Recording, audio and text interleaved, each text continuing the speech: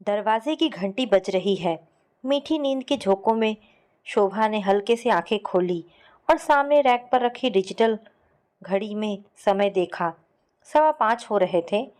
यह इतनी सुबह कौन घंटी बजा रहा है? सुखद गुदगुदे बिस्तर पर सुबह की नींद का मजा ही कुछ और ही है। फिर आज रविवार भी है, सोचते हुए वह अलसाई सी लेटी रही। दरवाजे की घंटी निरंतर बजती गई, हर एक बार और अधिक तेजी से।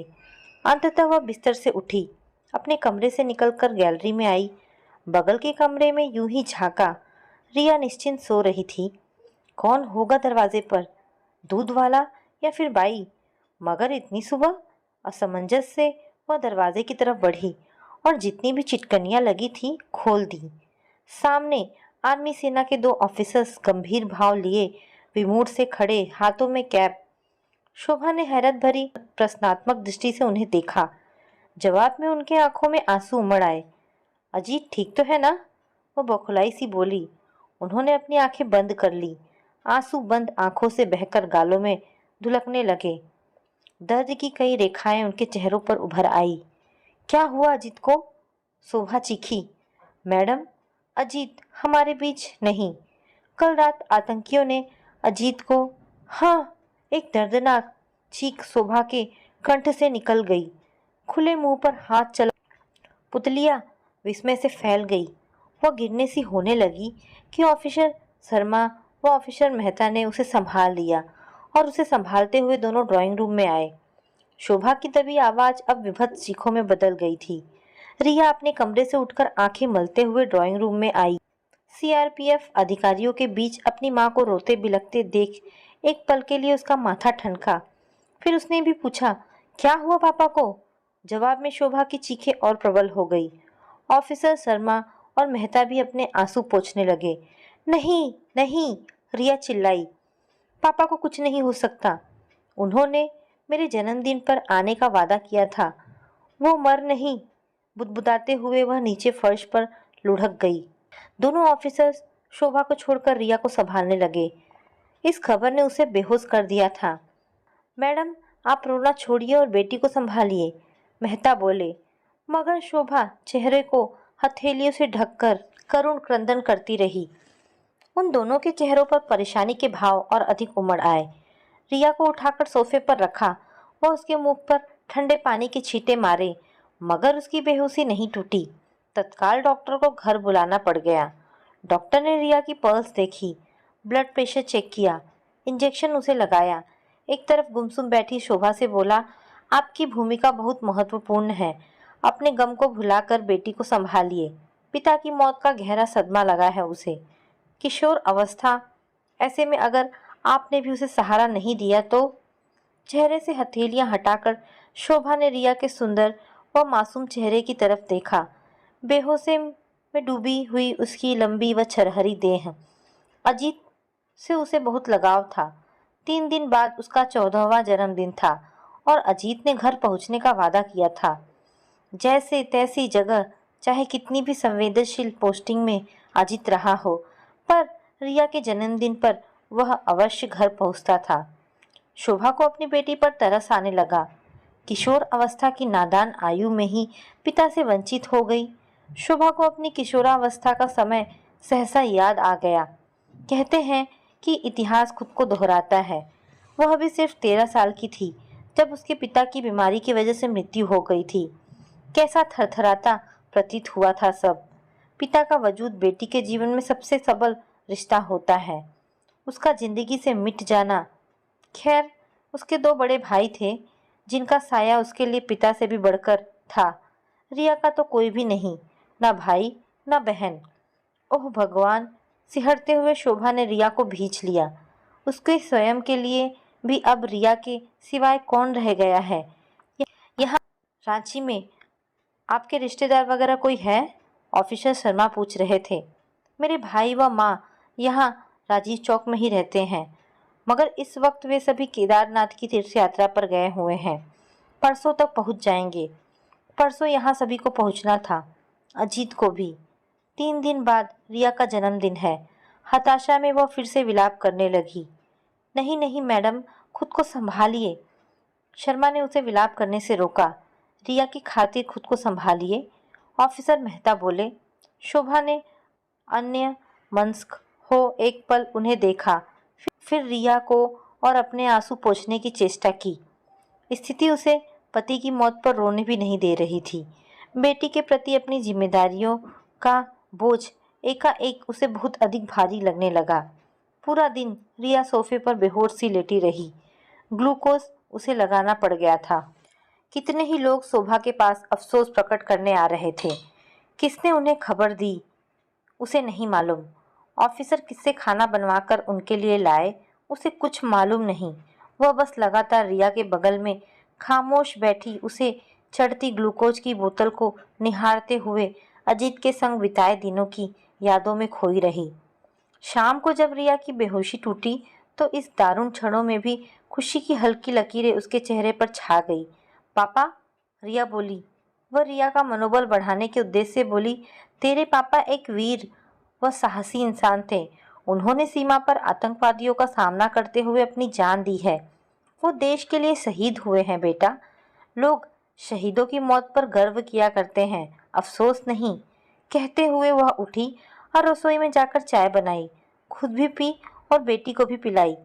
चल उठ रिया, नहा धो ले, वह उसे पुचकारते हुए बोली। तेरे पापा को सुस्ती कभी पसंद नहीं आती थी।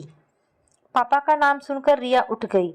दोनों माँ बेटी ने ब्रश किया, नहाए और कपड़े बदले। घर में एकाएक कुछ पलों के लिए सन्नाटा छा गया। अफसोस प्रकट करने वालों का तांता थम गया था। दोनों ऑफिसर ना जाने कहाँ गायब हो गए थे। तेरे पापा का पूरे देश में गुणगान हो रहा होगा। खबरों में उनकी बहादुरी के विषय में बताया जा रहा होगा।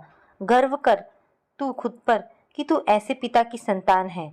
वो एक महान इंसान थे। तू बेटा अपने पिता की तरह बनने की कोशिश करना, बहादुर और निडर। रिया को प्रेरित करते हुए शोभा ने टीवी ऑन किया और खबरों वाला चैनल लगा दिया। अधिकतर खबरें अभी हाल में हुए चुनाव के ऊपर थी, फिर इधर उधर की कुछ अन्य सामान्य खबर बताई गई। अंत में खबर संवाददाता ने कमांडर अजीत वर्मा का नाम लिया तो शोभा और रिया के दिलों की धड़कनें बढ़ गई। एक टक स्क्रीन पर नजरें गड़ाए सुनने लगे। वर्दी पहने हुए अजीत की तस्वीर स्क्रीन पर उभरी तो शोभा व रीवा की थमी सिसकियां एक बार फिर उमड़ गई। कमांडर अजीत वर्मा की कल रात अज्ञात कारणों से बड़े रहस्यमय तरीके से हत्या हो गई है। कहा जाता है कि आतंकवादी संगठन की एक महिला से उनके नाजायज संबंध थे। 2 साल से वो महिला कमांडर अजीत वर्मा की रखैल बनकर रह रही थी। शोभा व रिया ने एक दूसरे को अवाक से देखा। मुंह दोनों का आश्चर्य से फिर खुल गया। इतने में ऑफिसर शर्मा कहीं से कमरे में प्रविष्ट हुए। टीवी बंद करते हुए दुखी स्वर में बोले, क्यों सुन रहे हो यह खबर? मगर खबर संवाददाता का बोला वह वाक्य उसके कानों में पड़ गया। कहा जा रहा है कि कमांडर अजीत वर्मा से उस महिला को एक बच्चा भी है। शोभा ने अपना सिर पकड़ लिया। सभी कुछ साय साय करने लगा था। पति की मौत की खबर ने उसे इतना दहलाया नहीं था जितना कि इस खबर ने दहला दिया था। अजीत के किसी अन्य महिला से जिस्मानी संबंध, इतना ही नहीं उससे औलाद भी। इतना बड़ा विश्वासघात उसके साथ। शोभा को सहसा सभी कुछ अजनान व अजनबी प्रतीत होने लगा। यहाँ तक कि खुद का वजूद भी एक भ्रम लगने लगा। यह बात उसके सामने अब स्पष्ट थी कि अजीत केंद्रीय रिजर्व पुलिस कर्मचारियों की आतंकवादियों के साथ होती मुठभेड़ में नहीं मरा था, न वह देश के लिए शहीद हुआ था। एक आतंकवादी गिरोह की महिला से नाजायज संबंध होने के कारण किसी दूसरे आतंकवादी गुट ने आपसी रंजिश में उसकी जान ले ली थी। मेरे पापा के कोई और बच्चा नहीं है, सिर्फ मैं ही हूँ, कहते हुए रिया बिस्तर पर फिर लुढ़क गई। ऑफिसर शर्मा उसे फिर संभालने लगे थे। सभी कुछ इतना सहमा लग रहा था कि जैसे बम विस्फोट उनके घर में ही हुआ हो और वह सब वहां लाशें बन गए हों। ऑफिसर शर्मा अब शोभा से नजरें चुनाने लग गए थे। अजीत की हरकतों ने संभवतः सीआरपीएफ के सभी कर्मचारियों के चेहरों पर शर्म का धब्बा लगा दिया था। थोड़ी देर में उनके मातहत मेहता भी पहुंच गए। साथ में उनकी पत्नी भी थी। दोपहर का खाना रसोई में अभी अनछुआ पड़ा था और उनकी पत्नी फिर खाना बनाकर ले आई थी। एक प्लेट पर खाना परोसते हुए मिसेस मेहता बोली, शोभा जी कुछ खाइए, अभी बहुत कुछ आपको संभालना है। शोभा को लगा जैसे वह कह रही है कि अभी बहुत कुछ आपको और देखना है, ताकत रखिए झेलने की। मिसेस मेहता की जिद से शोभा ने थोड़ा सा दाल पी लिया, जबरन एक फुल्का भिंडी की सब्जी के साथ भी खा लिया। रिया ने कुछ भी खाने से स्पष्ट इनकार कर दिया। विस्फारित नजरों से वह सभी को देख रही थी। माँ से अधिक भौचक्की बेटी थी। रात तकरीबन 12 बजे एक गाड़ी घर के आगे रुकी। शोभा की माँ, भाई व उनकी पत्नियां घबराए हुए से घर में दाखिल हुई। बौखलाई नजर से उन सभी ने शोभा व रिया को देखा। ऑफिस के लोगों ने उन तक सूचना पहुंचा दी थी, जिससे वे अपनी तीर्थ यात्रा स्थगित करके आ गए थे। उनको देखकर शोभा की जान में जान आई।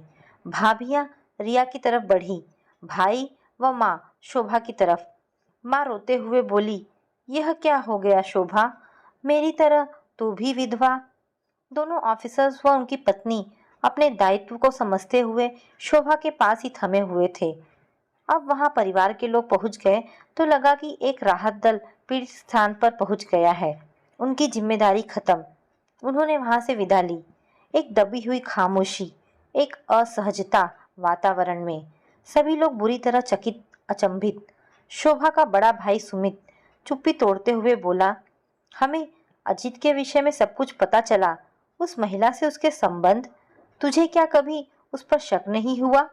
पूछते हुए उसके चेहरे पर एक झुंझलाहट थी। शोभा ने इनकार में गर्दन हिलाई। छोटा भाई अभय बोला, कुछ तो कभी पासीघाट से कभी कोई ऐसा फोन, या तूने कभी वहां फोन किया हो तो किसी औरत का स्वर? शोभा को सहसा ध्यान आया कि वह कभी खुद अजीत को फोन नहीं करती थी। अरुणाचल प्रदेश में वह लगभग 3 साल पहले पोस्टिंग हुआ था। हमेशा वह ही उन्हें फोन करता था। वह नियम उनके बीच हमेशा बना रहा था। जब भी उसकी संवेदनशील इलाकों में नियुक्ति होती थी, फोन हमेशा वह ही किया करता था। आज यहाँ कल वहाँ के चक्कर में उसके अते पते का तो शोभा को खास पता ही नहीं रहता था। समय कितना भी जटिल हो, बीत जाता है। अजीत का गोली दगा शरीर ताबूत में रांची पहुंचा। उसकी अंत्येष्टि हुई और अन्य धार्मिक रस्में भी। उस महिला माया से उसके कैसे ही संबंध रहे हो, मगर उसकी वैध पत्नी शोभा थी। कानून व समाज दोनों की नजर में उसकी मौत का मुआवजा, पेंशन, संपत्ति आदि सभी पर सिर्फ शोभा का हक था। मगर लोग खुलकर उसे सांत्वना नहीं दे पा रहे थे। वह खुलकर रो भी नहीं पा रही थी। अजीत के माया से संबंधों की चर्चा उसके सभी परिचितों के बीच बड़ी जबरदस्त तरह से हो रही थी। उसका विद्यालय, जहां वह सामाजिक विज्ञान की शिक्षिका थी, के स्टाफ के लोग भी इस संदर्भ में परस्पर खुसुर-फुसुर करते थे। मीडिया ने काफी खुलकर इसका प्रचार कर दिया था। सभी की भेदती खामोश दृष्टि उससे पूछ रही थी कि क्या उसे अपने पति पर कभी शक नहीं हुआ? नहीं नहीं, उसे कभी अपने पति पर कोई शक नहीं हुआ। पासीघाट जब से अजीत का पोस्ट हुआ था, 3 साल के दरमियान वह 6 बार रांची घर आया था। उसे जरा भी चेतना नहीं हुई कि उसका पति कहीं कोई गुपचुप प्रेम संबंध बना रहा है। वह अचरज करने लगी कि अपने ये करीबी लोग कितनी ही बातें हमसे गोपनीय बनाए रखते हैं। 1 दशक से अधिक समय अजीत के साथ गुजारने के बावजूद वह उसे कितना कम जानती थी। कहीं उसकी बेटी भी उसे किसी धोखे में तो नहीं रख रही? अपनों से उसका विश्वास उठने लगा था। अजीत से हुई अंतिम मुलाकात का स्मरण शोभा ने कई बार किया। उस सुबह वर्दी पहने उसने बड़े सामान्य तरह से उससे व रिया से विदा ली थी। कहा था कि पासीघाट में पोस्टिंग के सिर्फ कुछ ही महीने शेष बचे हैं। अगली पोस्टिंग वह हेडक्वार्टर झारखंड की लेगा। रिया का हाई स्कूल का बोर्ड है। वह रांची में रहकर रिया को गाइड करना चाहता है। उसने यह भी कहा था कि उसकी ले देकर एक ही तो बेटी है। रिया के जन्मदिन में वह जरूर घर पहुंचेगा। क्या वजह थी कि अजीत ने किसी दूसरी औरत से प्रेम संबंध बनाए? इस अफवाह में कितनी सच्चाई थी? क्या माया नामक कोई औरत वास्तव में अस्तित्व रखती है? यह प्रश्न शोभा के मस्तिष्क पटल पर कोलाहल मचा रहे थे। फिर एकाएक उसने एक निर्णय ले लिया, पासीघाट जाकर अपनी आंखों से सभी कुछ देखने का। ऑफिसर शर्मा को उसने फ़ोन किया। मैं पासीघाट में उस जगह जाना चाहती हूँ जहाँ अजीत रहते थे। अरे मैडम, आप इन किन चक्करों में? नहीं, शोभा ने ऑफिसर शर्मा को आगे कहने से रोक दिया। मेरे लिए वहाँ जाना बहुत ज़रूरी है, तब तक मुझे चैन नहीं आएगा। ऑफिसर शर्मा ने शोभा का ईटानगर तक का एयर टिकट बुक करवा दिया। ईटानगर से बस द्वारा उसे पासीघाट पहुंचना था, जहां सुरेश उसे लेने आने वाला था। वह युवक अजीत का ड्राइवर था। शोभा जैसे ही बस से उतरी, चपटी नाक वाला सुरेश उसके नाम का पोस्टर लिए उसकी प्रतीक्षा में खड़ा था। वह चुपचाप उसकी तरफ बढ़ी। वह जीप से उसे सीआरपीएफ के गेस्ट हाउस में ले गया। शोभा स्नान वगैरह करके तरोताजा हुई। मैं इसमें जाकर थोड़ा खाना भी खाया। तत्पश्चात सुरेश से बोली, तुम माया को जानते हो? उसने सहमति में गर्दन हिलाई।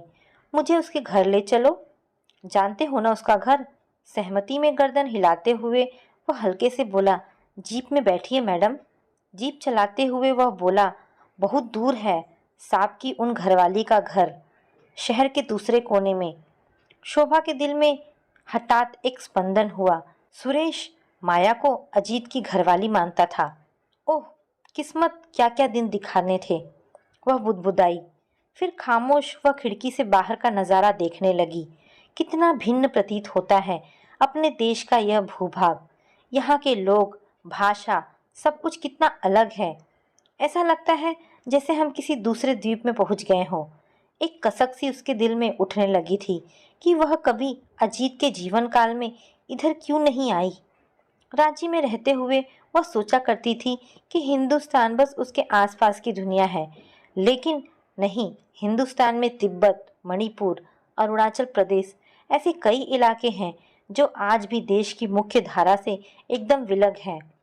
जीप शहर के भीड़ भड़क्के से दूर किसी ग्रामीण इलाके की सुनसान सड़कों पर दौड़ने लगी थी। सुरमय प्रकृति और सरसराती निस्तब्धता। शोभा विचारों की उधेड़-बुन में थी कि एक सुंदर उपवन के बीच बनी कॉटेज के सामने सुरेश ने जीप रोक दी। शोभा ने कॉटेज को निहारा। हरे पेड़ों से घिरी छोटी सी कॉटेज सुंदरता का प्रतीक थी। एक अजनबीपन शोभा को डस गया। फिर भी वह कॉटेज की तरफ बढ़ी। मैं आऊं मैडम? सुरेश ने पूछा।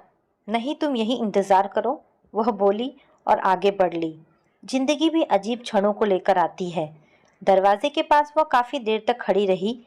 हिम्मत ही नहीं हो रही थी कि खटखटाने की। अंदर से किसी शिशु के रोने की आवाज आ रही थी। इतनी दूर आकर वह माया से बिना मिले तो जाएगी नहीं।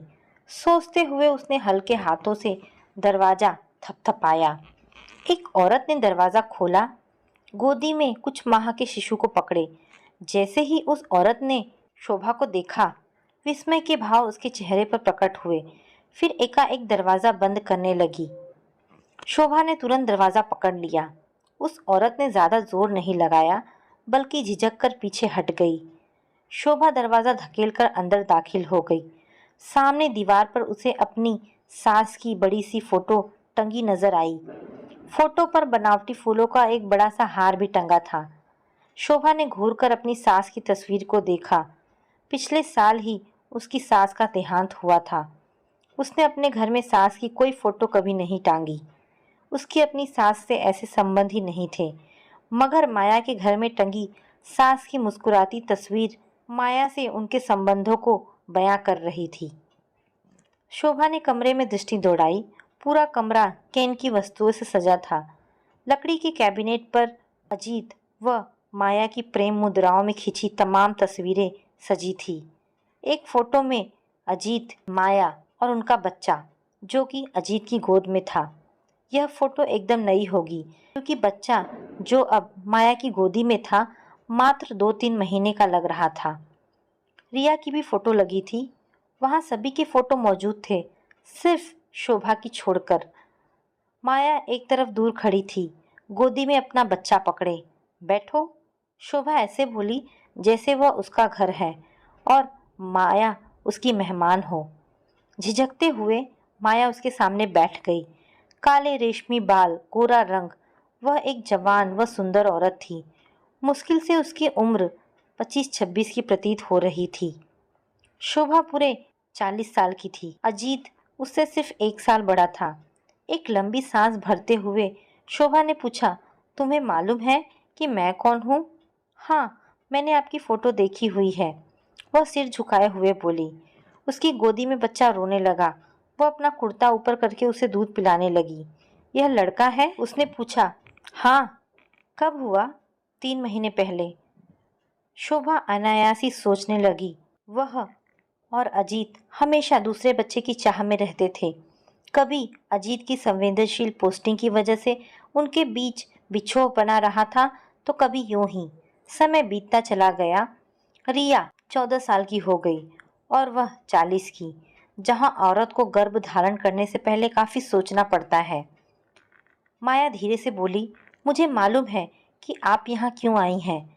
आप जानना चाहती हैं कि मेरे अजीत से संबंध। कहते हुए उसकी आंखें भर गई। शोभा को उस पल लगा कि अजीत केवल माया का ही मर्द था, उसका अपना कोई नहीं। वह बहुत अच्छे इंसान थे। वह रुधे स्वर में बोली, अच्छे इंसान। शोभा के जले दिल से कटाक्ष उभरा। एक बेवफा पति की पत्नी होने से बेहतर तो विधवा हो जाना है। आप उन्हें जैसा भी मानती हो, मगर वो मेरे लिए एक बहुत अच्छे इंसान थे, माया बोली। फिर एकदम तटस्थ भाव से अपनी कहानी सुनाने लगी। उसका परिवार आसाम व नागालैंड की सीमा पर दीमापुर जिले का रहने वाला था। पुलिस को उन पर शक था कि उनका संबंध डीएचटी डीमा हलीम डोगा आतंकवादी गिरोह से है, जिनका लक्ष्य जनजातियों के लिए एक अलग राज्य डिमार्जी बनाने का है। हम पहाड़ी गांव के लोग कहां से आतंक फैलाएंगे? आतंकवादी तो पाकिस्तान के आईएसआई के लोग हैं। पुलिस हम पर बेकार का शक करती है, माया अपनी कहानी सुनाते हुए बोली। एक शाम सुरक्षा दलों के जवानों ने उनके घर में आक्रमण किया कि उन्होंने अपने घर में आतंकवादियों को शरण दे रखी है। वे हमारे रिश्तेदार थे, मेरी बहन के ससुराल वाले। अगर आपके किसी रिश्तेदार के आईएसआई से संबंध है, तो आपके उससे रिश्ते टूट तो नहीं जाएंगे? उसने शोभा से पूछा। शोभा के पास कोई जवाब नहीं था, मगर वो देख रही थी कि माया काफी अच्छी हिंदी बोल रही थी। अजीत से सीखी होगी। केवल शक की बुनियाद पर सुरक्षा कर्मचारियों ने उसके परिवार के सभी सदस्यों को मार दिया। एक केवल उसकी जान बच पाई थी, अजीत की वजह से।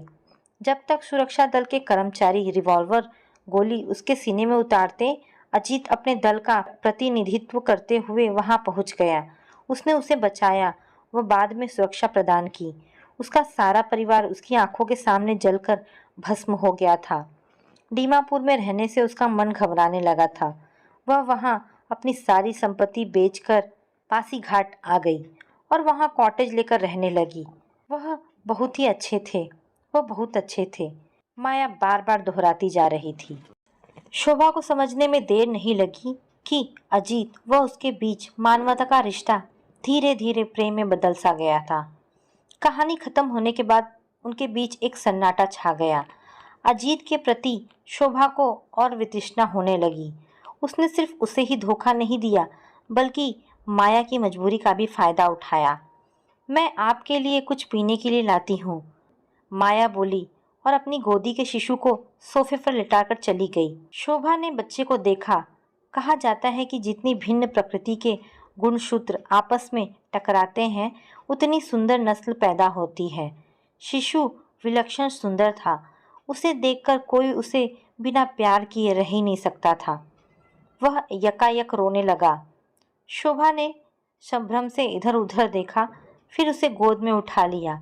बच्चा खामोश होकर अपनी गहरी काली आंखों से उसे घूरने लगा, जैसे कुछ मनन कर रहा हो।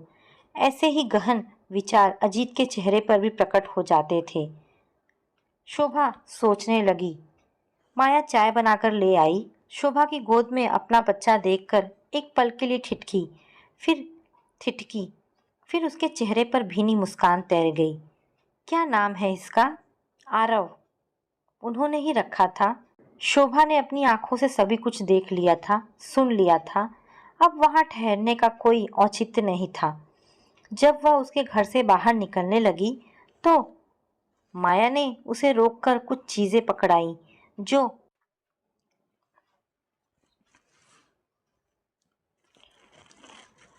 शोभा को समझने में देर नहीं लगी कि अजीत व उसके बीच मानवता का रिश्ता धीरे धीरे प्रेम में बदल सा गया था। कहानी खत्म होने के बाद उनके बीच एक सन्नाटा छा गया। माया हंसते हुए बोली, उसके जन्मदिन पर अजीत को जरूर पहुंचना था, मगर यह हादसा 14 की हो गई ना रिया? माया ने पूछा तो शोभा ने ठंडी सांस भरते हुए हामी भरी। माया रिया का नाम लेकर उसके विषय में ऐसे बतिया रही थी जैसे वह उसे अरसे से जानती है। इसका अर्थ है कि माया के साथ अजीत के रिश्तों में एक पारदर्शिता थी। वह निसंदेह उससे सभी कुछ बांटा करता था और इधर अपनी जायज पत्नी से वह कितना कुछ छुपा कर रखता था। वह इस प्रदेश की हवा, मिट्टी व माया की गंध लेकर उसके पास पहुंचता था और वह कभी महसूस ही नहीं किया करती थी कितना सतही था उसका अजीत से रिश्ता। माया उसे जीप तक छोड़ने आई। उसे विदा लेकर शोभा जीप में बैठ गई। ना जाने क्यों माया से मिलकर उसे एक हल्कापन महसूस हो रहा था, जैसे एक भारीपन, एक तनाव सिर से उतर गया हो। रांची लौटकर शोभा की ठहरी जिंदगी ने रफ्तार पकड़ ली। उसने अपने स्कूल जाना शुरू कर दिया था। रिया भी अपने स्कूल की पढ़ाई में तल्लीन हो गई।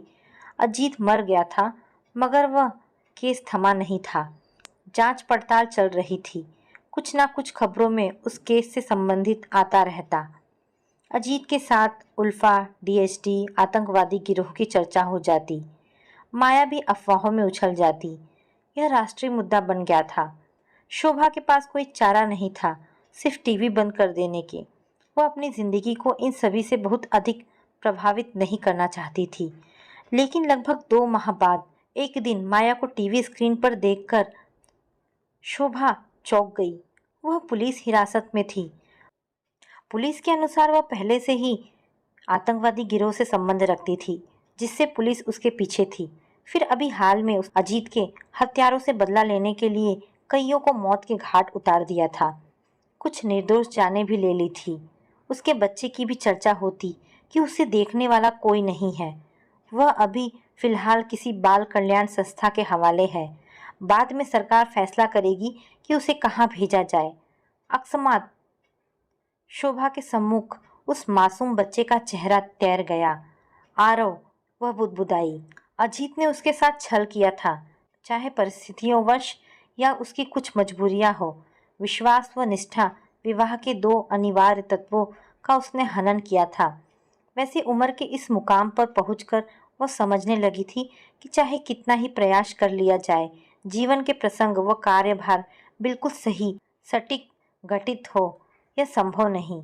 घर बाहर व अपने परायों के बीच सामंजस्य बिठाते हुए कितनों का अनुचित व्यवहार हमें झेलना पड़ता है, कितने ही अन्याय हमें सहने पड़ते हैं, कितने समझौते व त्याग हमें करने पड़ते हैं। कई बार अपना वजूद भुलाकर दूसरों के लिए जीना पड़ता है। अगर वह अपने स्वर्गवासी पति को माफ कर दे, उसके बच्चे को एक स्थायी घर, यह उसका दिमाग क्या सोच रहा है? अन्य मनस्क सी वह फ्रिज की तरफ बढ़ी, पानी की बोतल निकालकर गिलास लबालब भरा और सोफे पर बैठकर ठंडे पानी के घूंट के साथ और ठंडे दिमाग से वस्तु स्थिति पर मनन करने लगी। घर से कोसों दूर सीमा पर बसे अनजान कस्बों में अजीत का कार्यस्थल रहता था। कई बार जटिल नाजुक स्थितियों का उसे सामना करना पड़ता था। माया की मदद करते करते अगर उसका दिल फिसल गया तो कोई बहुत आश्चर्य की बात नहीं। आखिर एक साधारण इंसान ही तो था वह। यह भी हो सकता है कि माया ने खुद ही अपने को उसके सम्मुख समर्पित किया हो। फिर जान गंवाकर अजीत अपनी गलतियों की सजा भी भुगत चुका है। आज जिंदगी उससे कुछ मांग रही है, उसे पीछे नहीं हटना चाहिए। एक ठोस निर्णय लेते हुए शोभा सोफे पर से उठी। फोन के पास पहुंचकर ऑफिसर शर्मा का नंबर घुमाया। उसका स्वर सुनकर ऑफिसर शर्मा बोले, जी मैडम, मुझे अजीत के बच्चे की कस्टडी चाहिए। वह दृढ़ स्वर में बोली। कुछ पलों के लिए शर्मा खामोश बने रहे, फिर बोले, मिसेस वर्मा, आप ग्रेट हैं। एक बार फिर शोभा उन्हीं रास्तों से पासी घाट पहुंची। माया से मिलने जेल गई। इन 2 महीनों में वे एकदम पतली हो गई थी, मगर चेहरे पर वही कशिश अभी भी थी। इस बार शोभा ने उसे घूर कर देखा। ऐसा सुंदर व मासूम चेहरा, मगर सिर में घातक जुनून। वह बोली, मुझे फांसी लगे या आजीवन सजा हो, मुझे चिंता नहीं। मुझे बस इत्मीनान है कि मैंने अजीत को मारने वालों को मार गिराया है, बदला ले लिया है। शोभा ने जब उससे उसके बच्चे की कस्टडी की बात की तो उसकी आंखों में अकस्मात आंसू भर आए।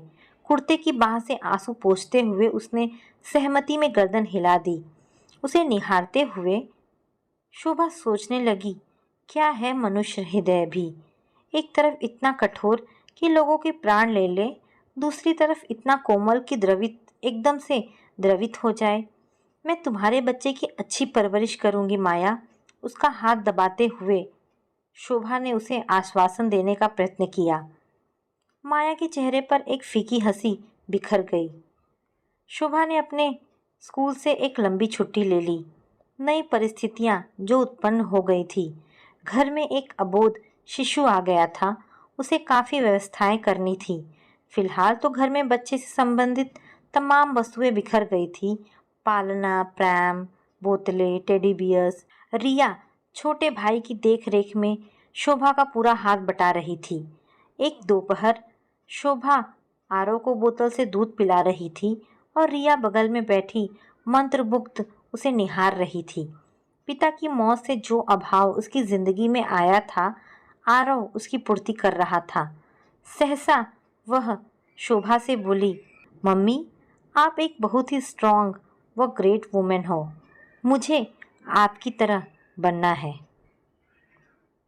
तो दोस्तों, ये कहानी यहाँ पर समाप्त होती है। आशा करती हूँ आपको ये कहानी पसंद आई होगी। अगर आपको कहानी पसंद आई है तो प्लीज़ इसे लाइक एंड शेयर करें। धन्यवाद दोस्तों।